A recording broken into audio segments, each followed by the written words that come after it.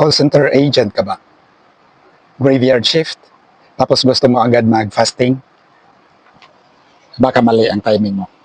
Kasi minsan, ang setup ng karamihan mga call center agents ay kulang sa tulog, puro kape, random snacks, puyat after the shift, tapos survival eating ang mode.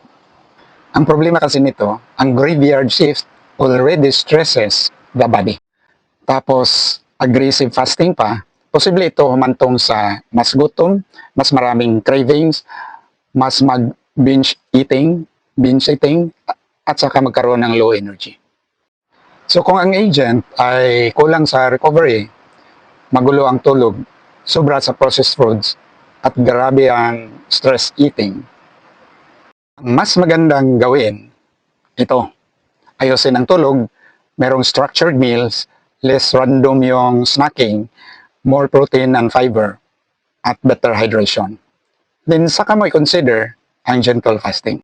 Minsan, ang 12-hour fasting, may epekto na.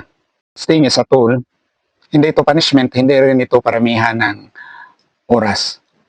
Follow for more root cause, focus, nutrition, and lifestyle tips.